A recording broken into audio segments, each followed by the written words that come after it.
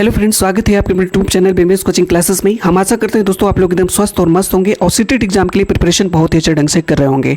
जैसा दोस्तों आप लोगों को पता ही है कि 7 जुलाई को आप लोगों का सीटेट एग्जाम का पेपर है। समय आपके पास बहुत ही कम बचा हुआ है, मात्र 15 दिन का ही समय दोस्तों आप लोगों के पास बचा हुआ है। इन 15 दिनों में दोस्तों आप अपनी अच्छी तैयारी कैसे करेंगे, हम आपको एक स्ट्रेटजी बताएंगे। सबसे ज़्यादा जरूरी दोस्तों, आप डेली अब एक प्रीवियस ईयर क्वेश्चन यानी कि प्रीवियस ईयर क्वेश्चन पेपर जरूर लगाइए, ठीक है। उससे क्या होगा दोस्तों, आपको सीटेट एग्जाम क्रैक करने में हेल्प मिलेगी, ठीक है। ऐसा ही दोस्तों हम आपको एक प्रीवियस ईयर क्वेश्चन पेपर कराने जा रहे हैं, जिसका एग्जाम दोस्तों 7/7/2019 को हुआ है, ठीक है। इसमें हम आपको हिंदी के 30 प्रश्न यानी कि 30 प्रश्न कराएंगे और ये देखेंगे दोस्तों कि इन 30 प्रश्नों में आपके कितने प्रश्न सही हो रहे हैं और अभी तक आप लोगों ने सीटेट एग्जाम के लिए कितनी अच्छी प्रिपरेशन की है। तो दोस्तों इस प्रीवियस ईयर क्वेश्चन पेपर को देखिए और अपना असेसमेंट जरूर करिए कि इन 30 प्रश्नों में आपके कितने प्रश्न सही हो रहे हैं। दोस्तों मॉक टेस्ट का पहला प्रश्न आपके सामने ये रहा, फर्स्ट नंबर का, कि उच्च प्राथमिक स्तर पर बच्चों के भाषा विकास के लिए जरूरी है कि खाली स्थान समृद्धि का भाषा, खाली स्थान व अन्य विषयगत शिक्षण युक्त में उपयोग किया जाए। पहला ऑप्शन है कलात्मक साहित्य, दूसरा ऑप्शन है भाषिक साहित्य, तीसरा ऑप्शन है परिवेश भाषिक और चौथा ऑप्शन है साहित्य कला। दोस्तों हमारे साथ इन प्रश्नों को पढ़िए, लेकिन हमसे पहले आप आंसर देने का प्रयास करिए, ठीक है। इसका सही आंसर आप लोग बताएंगे क्या होगा। उच्च प्राथमिक स्तर पर बच्चों के भाषा विकास के लिए क्या जरूरी है, तो इसका राइट आंसर हो जाएगा दोस्तों ऑप्शन नंबर बी, यानी कि भाषिक और साहित्य। अगला प्रश्न दोस्तों, अगला प्रश्न देखिए, बहुत ही महत्वपूर्ण प्रश्न है और सभी प्रश्न आपके लिए महत्वपूर्ण है। इसका आंसर दोस्तों आप लोग बताएं क्या होगा। हमारे साथ इस प्रश्न को पढ़िए। उच्च प्राथमिक स्तर की हिंदी की भाषा की पाठ्य पुस्तकों में हिंदीतर भाषा को भी जगह मिलनी चाहिए, यानी कि उच्च प्राथमिक स्तर की हिंदी भाषा की पाठ्य पुस्तकों में हिंदीतर भाषा को भी जगह मिलनी चाहिए, इस कथन का औचित्य नहीं है। देखिए दोस्तों, अगर आपसे प्रश्न निगेटिव पूछा जाए तो आंसर भी आपको निगेटिव सेलेक्ट करना है, इस बात का विशेष ध्यान रखेंगे, ठीक है। चलिए 4 ऑप्शन है, इन 4 ऑप्शन को दोस्तों जल्दी से पढ़िए और इसका आंसर बताइए। पहला ऑप्शन है हिंदीतर भाषा के साहित्य से परिचित कराना, बी हिंदीतर भाषाओं की रचना शैलियों से परिचित कराना, सी हिंदीतर भाषाओं के माध्यम से संवेदनाओं का विस्तार देना और डी हिंदीतर भाषियों के आक्रोश को शांत करना। आप लोग बताइए दोस्तों इसका राइट आंसर क्या होगा। तो इसका राइट आंसर हो जाएगा आपका ऑप्शन नंबर डी, यानी कि हिंदीतर भाषियों के आक्रोश को शांत करना, यही ऑप्शन आपका सही हो जाएगा, ठीक है। अगली प्रश्न पे चलते हैं। अगला प्रश्न, इसका आंसर दोस्तों आप लोग बताएं क्या होगा। विद्यार्थियों के पढ़ने में रुचि जगाने एवं भाषा ज्ञान में वृद्धि के लिए पाठ्य पुस्तकों के अतिरिक्त विद्यार्थियों की पढ़ने में रुचि जगाने तथा भाषा ज्ञान में वृद्धि के लिए पाठ्य पुस्तकों के अतिरिक्त पहला ऑप्शन है पाठ्यचर्या सहगामी क्रियाओं का अधिकाधिक आयोजन किया जाना चाहिए, बी वाला ऑप्शन समाचार पत्र पोस्टर का निर्माण करवाया जाना चाहिए, सी पठन सामग्री विकसित की जा सकती है और डी शैक्षिक भ्रमण का अधिकाधिक आयोजन किया जाना चाहिए। इसका दोस्तों एक लॉजिकल आंसर आप लोग बताएं क्या होगा। तो इसका राइट आंसर हो जाएगा दोस्तों ऑप्शन नंबर सी, यानी कि पठन सामग्री विकसित की जा सकती है, यही आंसर आपका सही हो जाएगा। आगे चलते हैं दोस्तों, अगला प्रश्न है, इसका आंसर आप लोग बताएं क्या होगा। उच्च प्राथमिक स्तर पर बच्चों के भाषाई आकलन की दृष्टि से सबसे महत्वपूर्ण प्रश्न है। उच्च प्राथमिक स्तर पर बच्चों की भाषाई आकलन की दृष्टि से सबसे महत्वपूर्ण प्रश्न क्या है। ए वसंत ऋतु में नीलकंठ के लिए जाली घर में बंद रहना असहनीय क्यों हो जाता था, बी लेखिका को नीलकंठ की कौन कौन सी चेष्टाएं बहुत भाती थी, सी नीलकंठ की नृत्य भंगिका को अपने शब्द चित्र में प्रस्तुत कीजिए और डी मोर मोरनी के नाम किस आधार पर रखे गए हैं। आप लोग बताइए दोस्तों इसका सही आंसर क्या होगा। तो इसका राइट आंसर हो जाएगा दोस्तों 49 का ऑप्शन नंबर सी, यानी कि नीलकंठ की नृत्य भंगिका को अपने शब्द चित्र में प्रस्तुत कीजिए, यही आंसर आपका सही हो जाएगा। आगे चलते दोस्तों, अगला प्रश्न है, इसका आंसर आप लोग बताएं क्या होगा। भाषा अर्जित करने के संदर्भ में खाली स्थान सर्वाधिक महत्वपूर्ण है। ए समृद्ध भाषा परिवेश, बी संचार माध्यमों का अधिक प्रयोग, सी विद्यालयी परीक्षा प्रक्रिया और डी भाषिक पठन सामग्री। इसका राइट आंसर दोस्तों आप लोग बताएं क्या होगा। तो इसका सही आंसर हो जाएगा दोस्तों ऑप्शन नंबर ए, यानी कि समृद्ध भाषा परिवेश भाषा अर्जित करने के संदर्भ में सबसे महत्वपूर्ण है।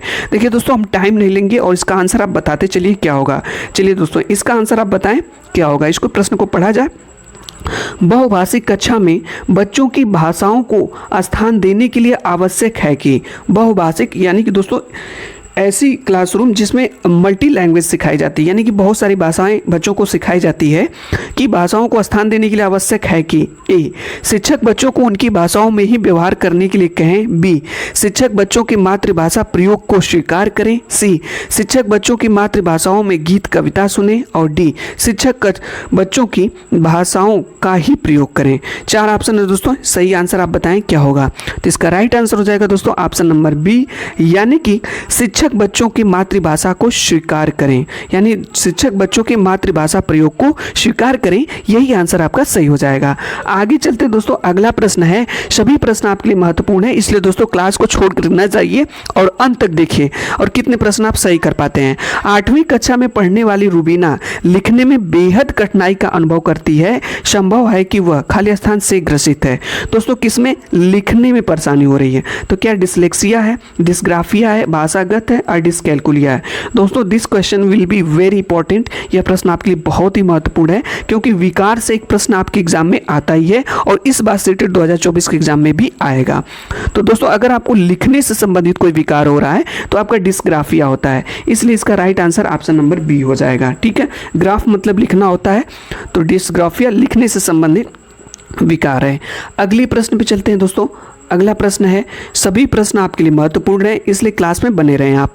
हिंदी भाषा के विधि रूपों से परिचित कराने में खाली स्थान सर्वाधिक सहायक है। हिंदी भाषा की विधि रूपों से परिचित कराने में खाली स्थान सर्वाधिक सहायक है। ए, हिंदी भाषा का साहित्य व अन्य मुद्रित सामग्री, बी, हिंदी भाषा की पुस्तक व विज्ञापन, और सी, हिंदी भाषा की पत्रिका व पाठ्यपुस्तक, और डी, हिंदी भाषा की समाचार पत्र व विज्ञापन। आप लोग बताइए इसका सही आंसर क्या है दोस्तों, हम वेट कर रहे हैं इस आंसर के लिए। तो इसका सही आंसर हो जाएगा ऑप्शन नंबर ए, यानी कि हिंदी भाषा का साहित्य व अन्य मुद्रित सामग्री जो है हिंदी भाषा के विधि रूपों से परिचित कराने में सर्वाधिक सहायक है। अगला प्रश्न दोस्तों बहुत ही महत्वपूर्ण है आपके लिए, इसलिए क्लास के अंत तक दोस्तों बने रहिए और अपना सस्पेंड करके जरूर जाइएगा कि इन 30 प्रश्नों में हिंदी के कितने प्रश्न आपके सही हो रहे हैं। 54 नंबर का प्रश्न है कि भाषा सीखने और भाषा अर्जित करने में मुख्य अंतर का आधार नहीं है। ध्यान दीजिए दोस्तों, प्रश्न आपका निगेटिव पूछा गया है, आधार नहीं है। स्वाभाविकता, सहजता या व्याकरण या भाषाई प्रवेश, कौन सा दोस्तों आधार नहीं है आप लोग बताइएगा भाषा सीखने और भाषा अर्जित करने में। तो इसका सही आंसर हो जाएगा दोस्तों आपका ऑप्शन नंबर सी, यानी कि व्याकरण।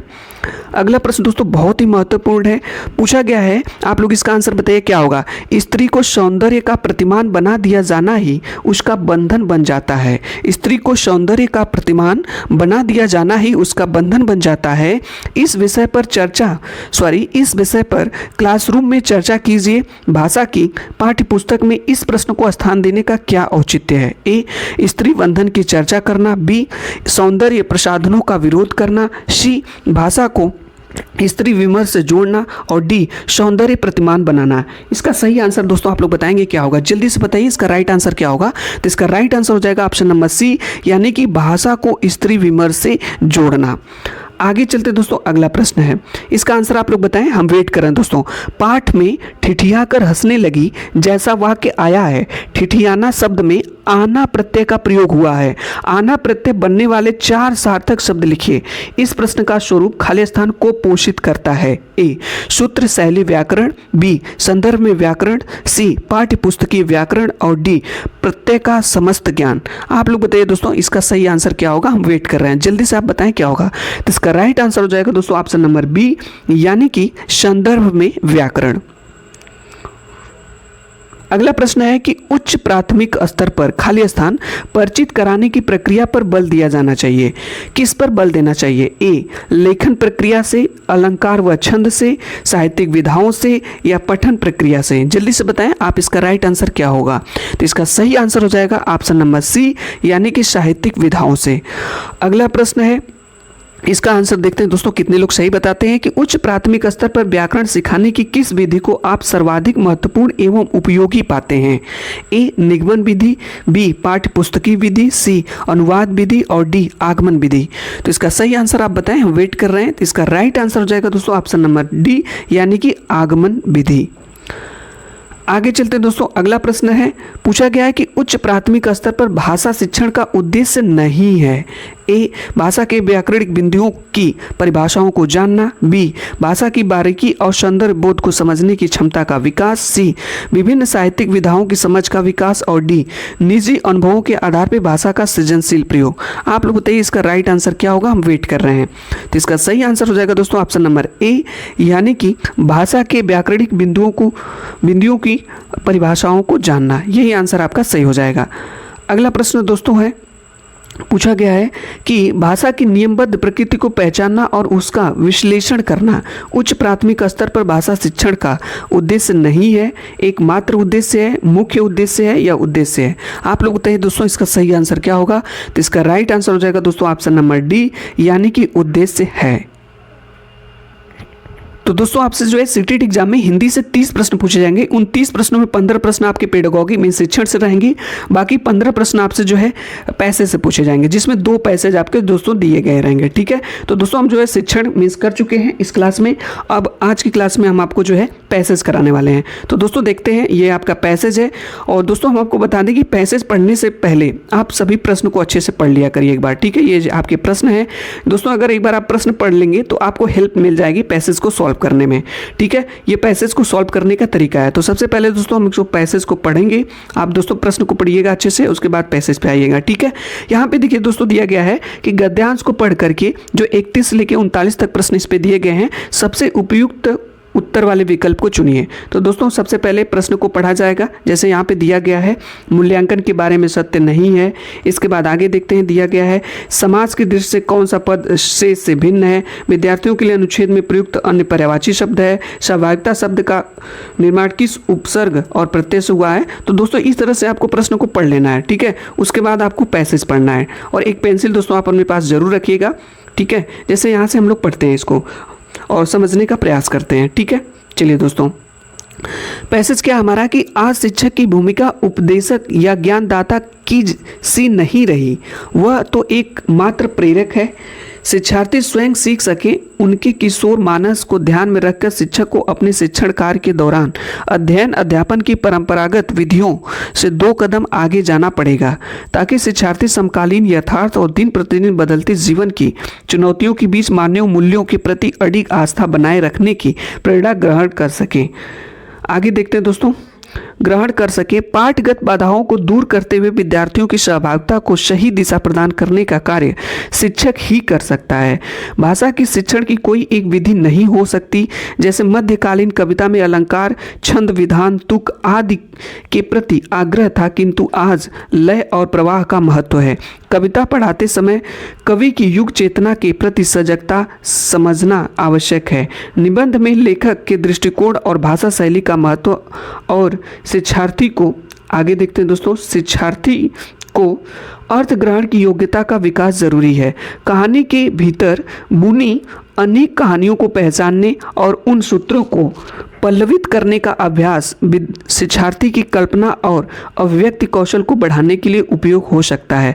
कभी कभी कहानी का नाटक में विधा परिवर्तन कर उसका मंचन किया जा सकता है। मूल्यांकन वस्तुतः सीखने की ही एक प्रणाली है। ऐसे प्रणाली जो रटंत प्रणाली से मुक्ति दिला सके, परंपरागत सांचे का अनुपालन न करे, अपना ढांचा निर्मित कर सके। इसलिए यह गांठ बांध लेना आवश्यक है कि भाषा और साहित्य के प्रश्न बधे बधाए उत्तरों तक सीमित नहीं हो सकते। आगे देखते हैं दोस्तों, सीमित नहीं हो सकते। शिक्षक पूर्व निर्धारित उत्तर की अपेक्षा नहीं कर सकता। विद्यार्थियों के उत्तर सांचे से हटकर किंतु तर्क संगत हो सकते हैं और सही भी। इस खुलेपन की चुनौती को स्वीकारना आवश्यक है। दोस्तों ये आपका पैसेज था और इस पे आधारित आपके प्रश्न पूछे गए हैं। तो दोस्तों इन प्रश्नों को हम लोग देखते हैं। प्रश्न हमारा क्या है, ठीक है। प्रश्न पूछा गया है पहला कि मूल्यांकन के बारे में सत्य नहीं है। 4 ऑप्शन है दोस्तों, हम वेट कर रहे हैं, इसका आंसर आप बताएं क्या होगा। ए, इसका निश्चित ढांचा होता है। बी, उत्तर पहले से निर्धारित नहीं होते हैं। सी, यह सीखने की ही एक विधि है। और डी, रटंत का अंत करता है। आप लोग बताइए इसका सही आंसर क्या होगा। तो इसका सही आंसर हो जाएगा ऑप्शन नंबर ए, इसका निश्चित ढांचा होता है। आगे चलते दोस्तों, अगला प्रश्न है, इसका आंसर आप लोग बताएं क्या होगा। समाज की दृष्टि से कौन सा पद शेष से भिन्न है। भाषा शिक्षण, अर्थ ग्रहण, अर्थ ग्रहण, युग चेतना या दिन प्रतिदिन। आप लोग बताइए कौन सा आंसर इसका सही होगा। तो इसका सही आंसर हो जाएगा ऑप्शन नंबर डी, यानी कि दिन प्रतिदिन। अगला प्रश्न पूछा गया है कि विद्यार्थियों के लिए अनुच्छेद में प्रयुक्त अन्य पर्यायवाची शब्द है, यानी कि शिक्षार्थी, छात्र, सहभागी, परीक्षार्थी, किशोर, मानस या अध्यापक, अध्येता। आप लोग बताइए इसका सही आंसर क्या होगा। तो इसका राइट आंसर हो जाएगा ऑप्शन नंबर ए, यानी कि शिक्षार्थी, छात्र। अगला प्रश्न है कि सहभागिता शब्द का निर्माण किस उपसर्ग और प्रत्यय से हुआ है, यानी सहभागिता शब्द में का जो निर्माण है किस उपसर्ग और प्रत्यय से हुआ है। इसका सही आंसर दोस्तों आप लोग बताएं क्या होगा। तो इसका राइट आंसर हो जाएगा ऑप्शन नंबर ए, यानी इसमें सह उपसर्ग और ता प्रत्यय है। आगे चलते हैं दोस्तों, अगला प्रश्न है, इसका आंसर आप लोग बताएंगे क्या होगा। अनुच्छेद में प्रयुक्त समकालीन शब्द का सबसे उपयुक्त अर्थ होगा आकस्मिक, समसामयिक, वर्तमान या आधुनिक। तो इसका राइट आंसर हो जाएगा दोस्तों ऑप्शन नंबर बी, यानी कि समसामयिक। आगे चलते हैं दोस्तों, अगला प्रश्न है, इसका भी आंसर आप लोग बताएंगे कि कौन सा कथन आज के शिक्षक की भूमिका के बारे में सत्य नहीं है। कौन सा कथन आज के शिक्षक की भूमिका के बारे में सत्य नहीं है। ए, परंपरागत शिक्षण विधियों को छोड़ा नहीं जा सकता। बी, शिक्षक विद्यार्थियों की सहभागिता सुनिश्चित करता है। सी, मानव मूल्यों पर उसकी आस्था अडिग होती है। और डी, शिक्षक प्रेरक है, ज्ञानदाता नहीं। तो इसका राइट आंसर हो जाएगा दोस्तों ऑप्शन नंबर ए, यानी कि परंपरागत शिक्षण विधियों को छोड़ा नहीं जा सकता है। आगे चलते दोस्तों, अगला प्रश्न, इसका आंसर आप बताएंगे। शिक्षक से किस प्रकार की बाधाएं दूर करने की अपेक्षा की गई है। शिक्षक से किस प्रकार की बाधाएं दूर करने की अपेक्षा की गई है। 4 ऑप्शन है दोस्तों, इसका राइट आंसर आप बताएंगे क्या होगा। तो इसका सही आंसर हो जाएगा ऑप्शन नंबर बी, यानी कि पाठ के भीतर से उभरने वाली। अगला प्रश्न है, बहुत ही महत्वपूर्ण है और इसका आंसर आप लोग बताएंगे। आधुनिक कविता में महत्वपूर्ण है। आधुनिक कविता में क्या महत्वपूर्ण है, इसका राइट आंसर दोस्तों आप लोग बताएं क्या होगा। तो 38 का ऑप्शन हो जाएगा लय और प्रवाह, यही आपका आधुनिक कविता में महत्वपूर्ण है। आगे चलते दोस्तों, अगला प्रश्न है, इस पैसेज का अंतिम प्रश्न है कि कहानी के द्वारा लेखन विद्यार्थियों में कल्पनाशीलता और अभिव्यक्ति की कुशलता बढ़ाने के लिए महत्वपूर्ण गतिविधि हो सकती है। कौन सी गतिविधि दोस्तों महत्वपूर्ण हो सकती है, आप लोग बताएंगे। 4 ऑप्शन है दोस्तों, जल्दी से इसका आंसर बताइए आप लोग। तो इसका सही आंसर हो जाएगा दोस्तों ऑप्शन नंबर बी, यानी कि निहित कथा सूत्रों का पल्लवन। ये आंसर आपका दोस्तों सही है। आगे चलते दोस्तों, यहाँ पे देखिए दिया गया है कि 40 से लेकर के 45 तक प्रश्न संख्या काव्यांश को पढ़कर पूछे गए प्रश्नों का सबसे उपयुक्त उत्तर वाले विकल्प को चुनिए। दोस्तों ये आपकी ये पोयम है, कविता है और इस पर आधारित प्रश्न दिए गए हैं। आइए दोस्तों इस पोयम को पढ़ते हैं। आकाश का साफा बांध कर सूरज की चीलम खींचता बैठा है पहाड़, घुटनों पर पड़ी है नदी चादर सी, पाट ही दहक रही है। पलाश के जंगल की अंगीठी अंधकार दूर पूर्व में सिमटा बैठा है भेड़ों के गले सा, सिमटा बैठा है भेड़ों के गले सा। अचानक बोला मोर, जैसे किसी ने आवाज दी, अजी सुनते हो चीलम अवधि, धुआं उठा सूरज डूबा, अंधेरा छा गया। तो दोस्तों यह आपकी एक पोयम थी और इस पे आधारित प्रश्न है। इसका आंसर दोस्तों आप लोगों को बताना है। देखते हैं दोस्तों कितने लोग इसका सटीक और सही आंसर बताते हैं। ठीक है, तो दोस्तों इस पैसेज पे मीन्स इस पोयम पे आधारित पहला प्रश्न आपसे पूछा गया है कि अंधकार के सिमट कर बैठे होने का कारण है। किसान आग सेक रहा है, अभी सूर्यास्त नहीं हुआ है, स्थान का अभाव है, अभी सूर्योदय नहीं हुआ है। तो दोस्तों जल्दी से आप लोग बताइए इसका राइट आंसर क्या होगा। तो इसका सही आंसर हो जाएगा दोस्तों ऑप्शन नंबर बी, अभी सूर्यास्त नहीं हुआ है। अगला प्रश्न है कि अचानक तुरंत फुरत घटनाएं होने का कारण है। सूरज का डूबना, अंधेरा छा जाना, भेड़ों का बिखर जाना और सुनते हो की आवाज। आप लोग बताइए इसका राइट आंसर दोस्तों क्या होगा। तो इसका सही आंसर हो जाएगा दोस्तों ऑप्शन नंबर डी, यानी सुनते हो की आवाज। अगला प्रश्न दोस्तों इस पोयम पे आधारित, सिमट बैठा भेड़ों के गले सा किस विकल्प में सभी शब्द गल्ला के समानार्थी हैं, यानी गल्ला शब्द का समानार्थी किस विकल्प में है, आप लोग बताइए दोस्तों। तो इसका सही आंसर हो जाएगा दोस्तों ऑप्शन नंबर बी, यानी कि रेवड़, झुंड, भीड़ और रेला। आगे चलते दोस्तों अगला प्रश्न है, इस पैसेज पे आधारित पूछा गया है पोयम पे, कविता में 2 समानार्थी शब्द हैं, अंधकार और अंधेरा। इन दोनों के बारे में कौन सा कथन सत्य है? आप लोग बताइए दोस्तों, या दोनों तद्भव है, पहला तद्भव है, दूसरा तद्भव है, या दोनों तत्सम है? जल्दी से बताएं आप लोग, इसका आंसर क्या होगा? तो इसका राइट आंसर हो जाएगा दोस्तों ऑप्शन नंबर सी, यानी कि दूसरा तद्भव है। यानी दूसरा शब्द आपका क्या है? तद्भव है, अंधेरा शब्द। आगे चलते हैं दोस्तों, अगला प्रश्न है आपका 44 नंबर का है। पूछा गया है कि शाम का सजीव चित्रण करने के लिए किस रूपक को अनुपयुक्त माना जा सकता है? आकाश का साफा, मोर की आवाज़, जंगल की अंगीठी, सूरज की चीलम। तो दोस्तों इसका सही आंसर आप बताएं क्या होगा? तो इसका राइट आंसर हो जाएगा दोस्तों ऑप्शन नंबर बी, यानी मोर की आवाज़। आगे चलते हैं दोस्तों, अगला प्रश्न है आपसे पूछा गया है 45 नंबर का कि पलाश वन को अंगीठी कहा गया है क्योंकि ए जंगल में आग लगी होती है, बी पलाश की लकड़ी जलाने के काम आती है, सी खिले पलाश के वन आग के समान दिखते हैं, और डी पलाश ग्रीष्म ऋतु में फूलता है। तो इसका सही आंसर आप बताएंगे दोस्तों क्या होगा? तो इसका राइट आंसर हो जाएगा ऑप्शन नंबर सी, यानी कि खिले पलाश के वन आग के समान दिखते हैं। तो दोस्तों आज की क्लास में हम आपको जो है हिंदी के 30 प्रश्न कराए, और इन 30 प्रश्न में आपके कितने प्रश्न सही हुए आप कमेंट्स बॉक्स के माध्यम से दोस्तों जरूर बताइए। ये वीडियो दोस्तों आप